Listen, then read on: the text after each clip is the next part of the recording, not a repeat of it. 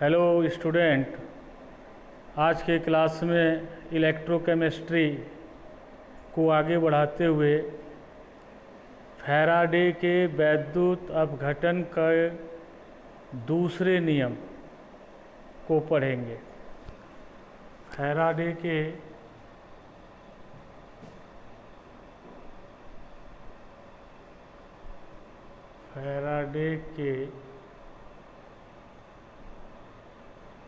वैद्युत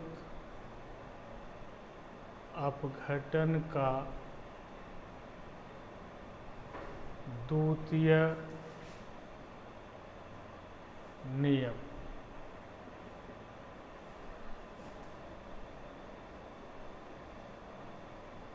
Faraday's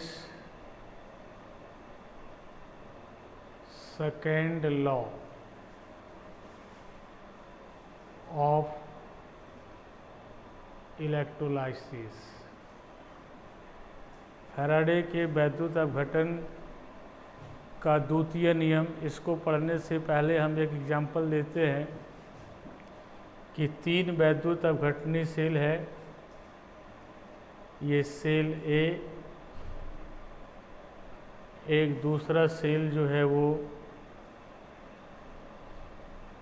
B,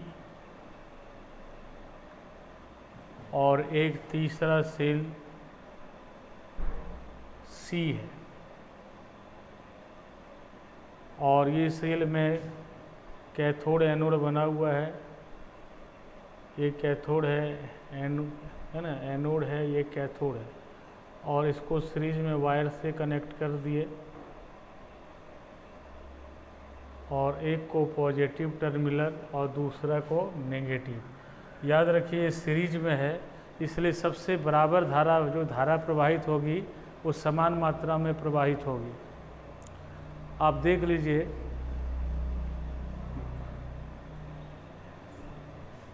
cell ए में हम लोग कॉपर सल्फेट के विलयन को रखते हैं, सेल बी में सिल्वर नाइट्रेट के विलयन को रखते हैं, और सेल सी में जिंक सल्फेट के विलयन को रखते हैं। देखते हैं अगर इससे हम लोग 96,500 कूलम चार्ज पास करा दें तो इससे भी 96,500 कूलम ही चार्ज पास होगा। और क्या देखते हैं कि यहाँ पर जो कॉपर जो जमा होता है वो 31.75 ग्राम। इसी तरह से यहाँ पर जो देखते हैं AgNO3 का अगर सलूशन रख दें तो सिल्वर देखते हैं कि ये 108 ग्राम के आसपास जमा होता है। और जिंक सल्फेट में देखते हैं कि यहाँ पर 32.75 ग्राम जो है वो जिंक जमा होता है। यहाँ बी में कैथोड पर 108 ग्राम सिल्वर जमा होता है। और सेल ए में ये कॉपर जमा होता है। आपको फिर से एक बार बता दें कि CuSO4 में Cu2+ 2 इलेक्ट्रॉन Cu, इसलिए इसका तुल्यांकी भार ई कॉपर का जो तुल्यांकी भार हुआ तो परमाणु द्रव्यमान इसका जो है 63.5 था बटे 2 और 31.75 ग्राम पर इक्विवेलेंट आता है। इसी तरह से दूसरा चीज़ देखा जाए, AgNO3 में Ag+1 था और 1 इलेक्ट्रॉन गेन करके Ag हुआ, तो इसका भी तुल्यांकी भार EAg बराबर हो जाएगा, लगभग इसका 108 होता है, 108/100 यानी 108 ग्राम पर इक्विवेलेंट। इसी तरह से तीसरा जो है ZnSO4 है, Zn2+ है और ये 2 इलेक्ट्रॉन को लेकर ये Zn बना है। और इक्विवेलेंट मास ऑफ Zn जो है वो Zn का 65 के आसपास होता है, 65/2 यानी 32.5 ग्राम प्रति इक्विवेलेंट, नहीं ग्राम पर इक्विवेलेंट जमा हो जाता है। तो कहने का अर्थ है जिसका तुल्यांकी भार ज़्यादा था वो ज़्यादा जमा हुआ, और जिसका तुल्यांकी भार कम था वो कम जमा हुआ। तो द्वितीय साफ ये नियम है, फैराडे का दूसरा नियम, यदि अलग अलग वैद्युत अपघट्य के विलयन से समान मात्रा में विद्युत आवेश को प्रवाहित किया जाए तो कैथोड पर जमा होने वाले पदार्थ की मात्रा उसके तुल्यांकी द्रव्यमान के समानुपाती होता है। अभी आप देख लिए प्रैक्टिकली इस तरह आप देख सकते हैं कि कॉपर जो है 96,500 कूलम देते हैं तो 31.75 ग्राम होता है, जबकि सिल्वर जो है 108 ग्राम हो जाता है। यानी सिल्वर का तुल्यांकी भार ज़्यादा था तो ज़्यादा जमा हुआ और कॉपर का कम था तो कम जमा हुआ। तुल्यांकी भार किसको कहते हैं? फैराडे के प्रथम नियम में हम लोग बताए कि परमाणु द्रव्यमान बटा जितना इलेक्ट्रॉन जो है यूज होता है या रेडॉक्स रिएक्शन में। तो देखें कि इसमें 2 इलेक्ट्रॉन यूज हो रहा था इसलिए 63.5/2 हो गया। इसमें एक मोल इलेक्ट्रॉन यूज हो रहा था इसलिए 108/100 ही हुआ।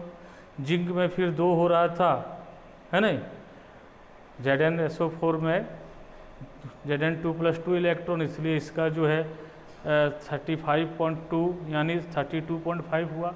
अगर मान लो एल्युमिनियम जो है 3+ है और ये 3 इलेक्ट्रॉन लेकर Al बनता है तो इक्विवेलेंट मास ऑफ एल्युमिनियम जो हो जाएगा Al, तो एल्युमिनियम का 27 होता है और 3 इलेक्ट्रॉन यूज हुआ इसलिए 9 ग्राम पर इक्यू। याद रखिए ग्राम, इसको बोला जाता है ग्राम प्रति तुल्यांक।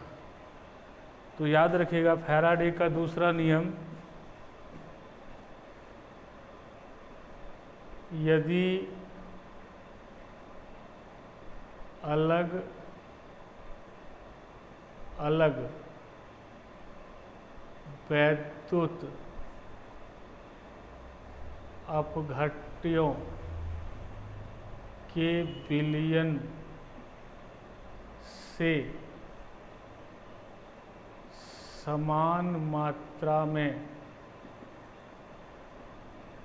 वैद्युत आवेश प्रवाहित किया जाए तो कैथोड पर जमा होने वाली पदार्थ की मात्रा उसके तुल्यांकी द्रव्यमान के समानुपाती होता है। यदि अलग अलग वैद्युत अपघट्य के विलयन से समान मात्रा में वैद्युत आवेश प्रवाहित किया जाए तो कैथोड पर जमा होने वाले पदार्थ की मात्रा उसके तुल्यांकी द्रव्यमान के समानुपाती होता है। यानी जिसका तुल्यांकी द्रव्यमान ज़्यादा है वो ज़्यादा जमा होगा और जिसका तुल्यांकी द्रव्यमान कम है वो कम जमा होगा। जैसे सिल्वर का 108 था तो ज़्यादा जमा हुआ और कॉपर का मात्र जो है 31.75 था तो 31.75 हुआ। तुल्यांकी भार या तुल्यांकी द्रव्यमान परमाणु द्रव्यमान बटे रेडॉक्स में प्रयुक्त जो इलेक्ट्रॉन यूज हुआ वो डिवाइड करने से निकल जाता है। अर्थात हम यहाँ लिख सकते थे, यहाँ कंडीशन दूसरे नियम में क्या है कि Q जो है वो स्थिरांक है, समान मात्रा में विद्युत आवेश प्रवाहित किया जाए ये कंडीशन है, तो W समानुपाती A। अतः और भी क्लियर करें, यानी W1 बटे W2 बराबर E1 बटे E2। अब जैसे कि W कॉपर बटे W सिल्वर बराबर E कॉपर बटे E सिल्वर, तो ये सब किसी एक को पता कर लेते तो दूसरा निकल जाता। देख लीजिए W copper W silver E copper E silver, है ना। तो कॉपर और ये तुल्यांकी भार तो पता ही रहता है, दोनों में किसी एक का पता चले तो दूसरा निकल जाता है। तो ये था फैराडे का द्वितीय नियम, है ना। केमिस्ट्री में इतना इसमें यूज करते हैं। और इस साल के सिलेबस में इलेक्ट्रोकेमिस्ट्री में इलेक्ट्रोलाइटिक सेल में इतना ही है।